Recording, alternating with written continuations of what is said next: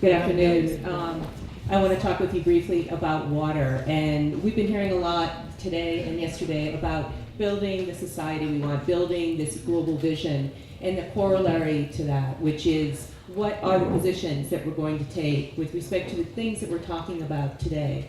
What are the alternatives that we're going to create so that we can feed that and knit that together into this tapestry of a global vision that we're all talking about?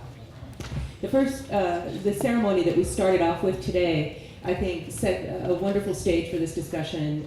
Water, it has intrinsic value because water is life. We know this. We are water. We are part of an earth that is water. And so I think that lesson from water can inform us into creating both this global vision and our positions. And to start, if it isn't truly a global vision, we need to think about it as a global initiative and think about the partnerships that we can build on an international level. And certainly bringing rights of waterways and rights of nature in here in this discussion with people from all over the world is an amazing opportunity. I'm really honored to be here to have this discussion.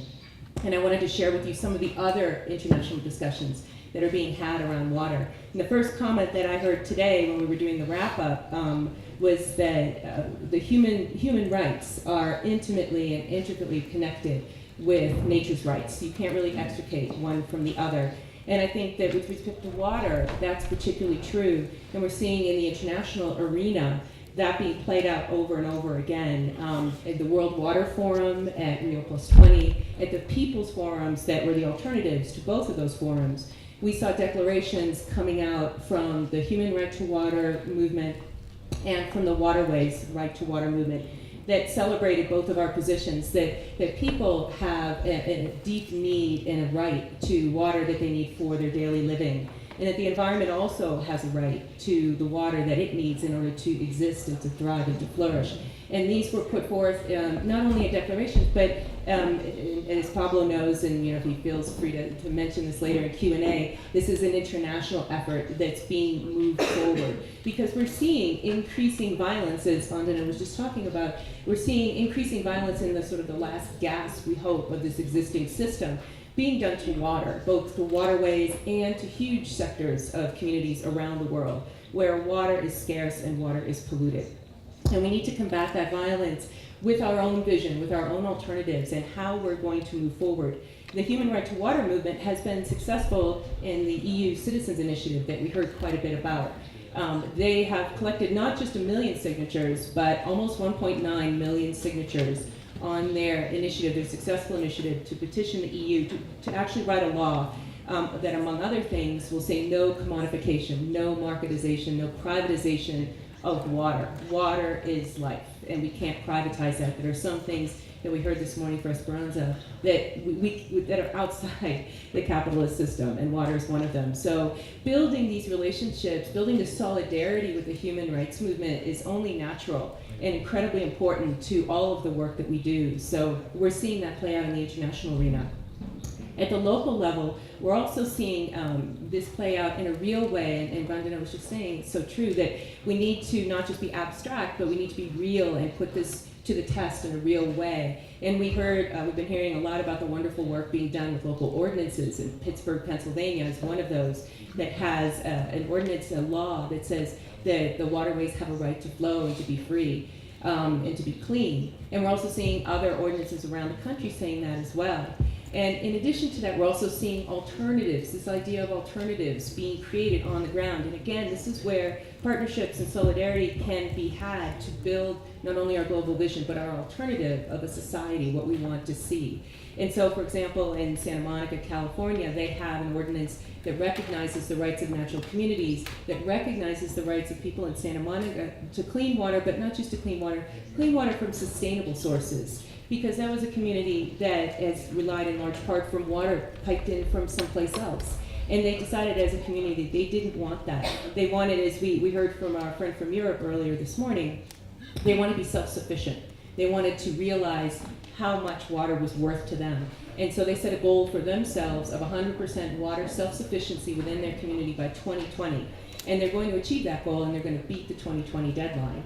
So that's an example of what we heard yesterday from Alberto of a life plan. They have a community plan, a life plan for their community to create these alternatives and try to achieve them. But first, recognizing you need that law as well to ground and help provide the priorities and the fences for them to be able to see the path forward for themselves. So we're seeing this at the local level, not abstract but real.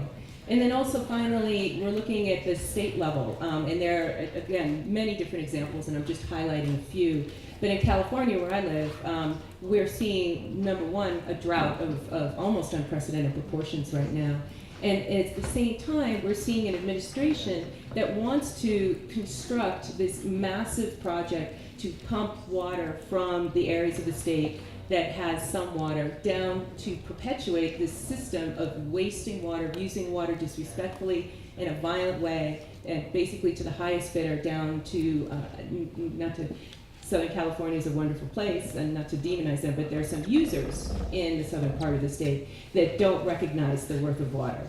And so there are many people in Southern California, Northern California, throughout the state that oppose this large project, but it's more about the opposition, it's about creating the alternatives, and these people have come together to create alternatives, conservation, recycling, respecting the rights of waterways, and are also working on developing state law that recognizes the rights of waterways, building from existing law that we already have, but expanding and evolving that from existing law that doesn't prioritize and recognize the value of water to one that does.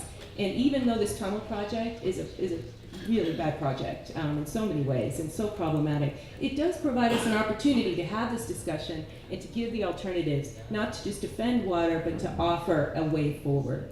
And then finally, in thinking about these issues, I was recalled this morning at breakfast the comment that Martha made yesterday during one of the Q&As. I think it was really important that we don't just want to sort of evolve our Western law in a positive law way, as the lawyers say, but we also want to think about other forms of law that we're ignoring. And I think that just as we have recognized and celebrate the indigenous worldviews in our ceremonies this morning and yesterday, and also in all the talk that we're doing here, we also want to listen to and celebrate indigenous law, indigenous customary law.